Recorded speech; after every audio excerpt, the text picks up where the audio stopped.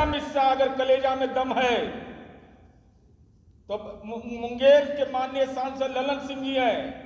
आपको तो ललन बाबू का फोबिया सवार है, नीतीश कुमार जी का फोबिया सवार है। हमारा घर है, हमको तो इतना लाज लगा बोल रहा था।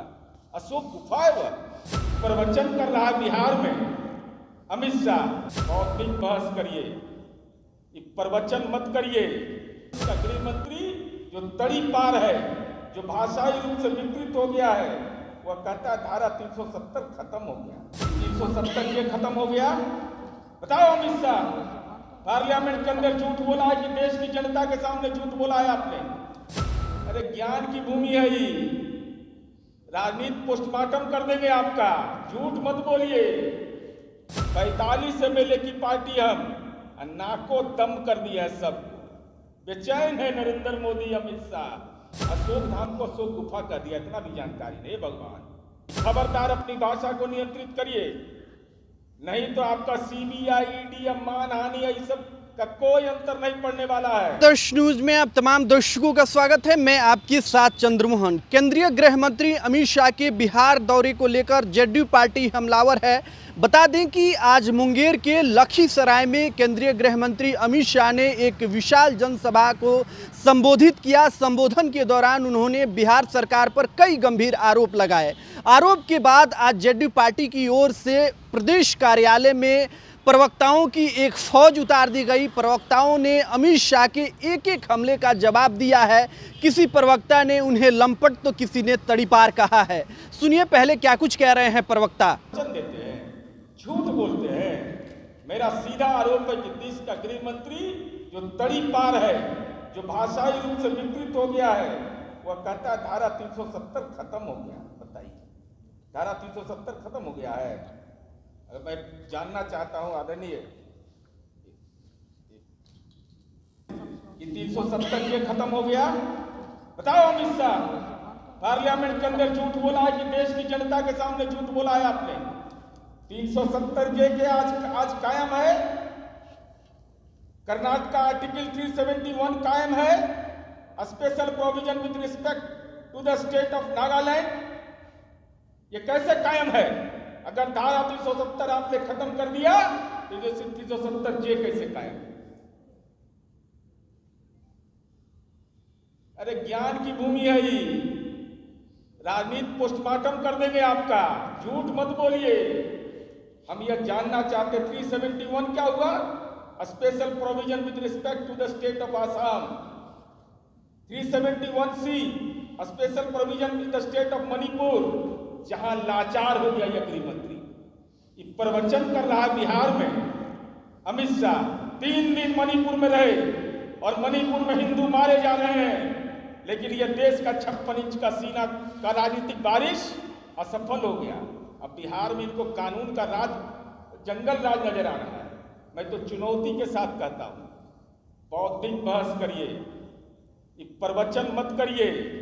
जिसके मंत्री को यूनिफॉर्म सिविल कोड और कॉमन सिविल कोड में अंतर समझ में नहीं आता है, जिसको राज्य सरकार की उपलब्धि और केंद्र सरकार की उपलब्धि नजर नहीं आती है, जिसको धारा 370 की समझ नहीं हो, वह देश का गृह मंत्री बना हुआ है और भाषाई रूप से लंपट हो गया है। इसलिए CBI ED IT, प्रधानमंत्री, गृह मंत्री से लेकर तमाम आपके पद हैं, और मैं तो चुनौती दे रहा हूं, अमित शाह अगर कलेजा में दम है तो मुंगेर के माननीय सांसद ललन सिंह जी हैं। आपको तो ललन बाबू का फोबिया सवार है, नीतीश कुमार जी का फोबिया सवार है। अरे नीतीश कुमार जी तो विपक्ष की आवाज है। 45 MLA की पार्टी हम, नाको दम कर दिया है सब। बेचैन है नरेंद्र मोदी, अमित शाह। कोई मध्य प्रदेश में कराता है, कोई केरला जाके कराता है। ये महागठबंधन की ताकत है। 14-19 याद था, अब 15 बोलने में लाज लगा। 15 भी बोलते ना कि 2014 में इतना जीते, 2019 में इतना जीते, अब 15 में दे पटका। यही राजनीतिक जन्म कुंडली अमित शाह देखे थे। कहते मुख्यमंत्री जी इतना बजे निकलेंगे, इतना बजे इस्तीफा दे देंगे, बेचारे बैंक पे वेलियन चले गए। इसलिए मेरा सीधा आरोप है कि अमित शाह जी आप हिंदू धर्म के तथाकथित पैरोकार हैं। अशोक धाम को अशोक गुफा कह दिया, इतना भी जानकारी नहीं। भगवान हमारा घर है, हमको तो इतना लाज लगा, बोल रहा था अशोक गुफा है वह अशोक धाम है। स्वतः भगवान शंकर का उदय हुआ है वहां पर, वहां कह रहा है अशोक गुफा, तो केदारनाथ का गुफा है वो। मैंने गुफे में जाना चाहते हो? 24 के बाद जो राजनीति के गुफा में जाना है उसी की तैयारी कर रहे हैं। तो मैं ये सीधे तौर पर कहता हूं, ना इनको अद्यतन जानकारी रहती है। ये राजनीति के चंडूखाना के भाषाई लंपट देश का गृह मंत्री है, जो राज्य के निर्वाचित मुख्यमंत्री के बारे में अपमानित टिप्पणी करे।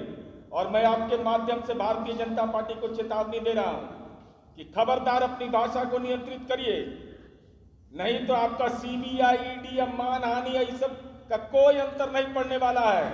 अगर लंपटई की भाषा बोलोगे तो तुमसे ज्यादा बड़ा लंपट हम लोग हैं। ज्यादा लंपट की भाषा हमको बोलने के लिए आता है, इसलिए भाषाई रूप से सुसंस्कृत बनिए।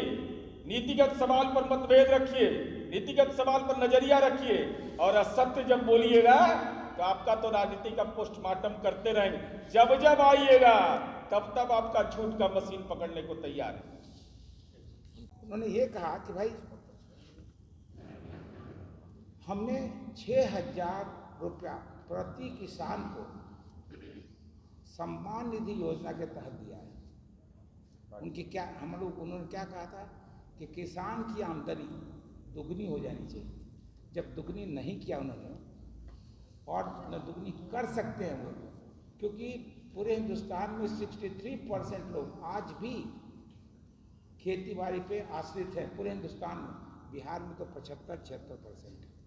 जब जिस आदमी को 63% ऑल इंडिया पे जब विश्वास नहीं है या उस पर कुछ काम नहीं कर सकते, तो तरह तरह की बात वो करते हैं और कुछ नहीं करते।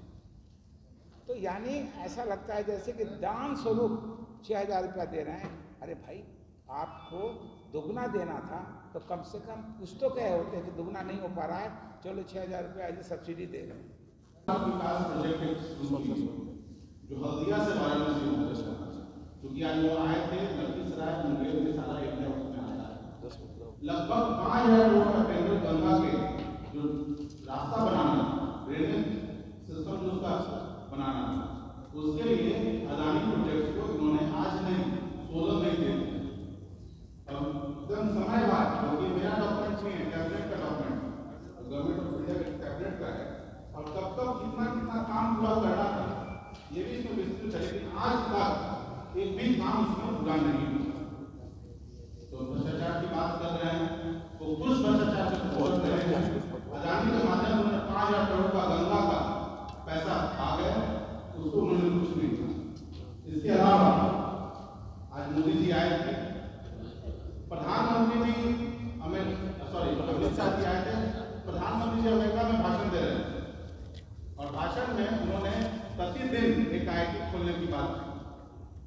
और यहाँ मुंगेर में स्पेशल क्लास अप्रेंटिस के लिए एक इंस्टीट्यूट बना था, जो वर्ल्ड क्लास इंस्टीट्यूट, जिसमें एक नहीं कम से कम दर्जनों पद्म भूषण पद्म विभूषण लोगों को दिया। वो कॉलेज विगत 5 वर्षों से बंद है। इन लोगों ने बंद किया, इनके फाइनेंस डिपार्टमेंट ने दोबारा चालू करने के लिए भी कहा, लेकिन इन लोगों ने उसको भी चालू नहीं किया। तो ये इनका शिक्षा को लेकर एटीट्यूड है। गृह मंत्री के भाषण के बाद जेडीयू प्रवक्ताओं ने खूब खरी खोटी सुनाई है। साथ ही साथ प्रवक्ताओं ने ये भी चेतावनी दिया है कि अगर भाषाई मर्यादा का ख्याल बीजेपी की ओर से नहीं रखा गया तो उसी भाषा में ये लोग भी जवाब देंगे। अभी तक आपने हमारे YouTube चैनल को सब्सक्राइब नहीं किया है तो सब्सक्राइब कर लें। अगर इस वीडियो को हमारे Facebook पेज पर देख रहे हैं तो हमारे पेज को लाइक और फॉलो करें। धन्यवाद।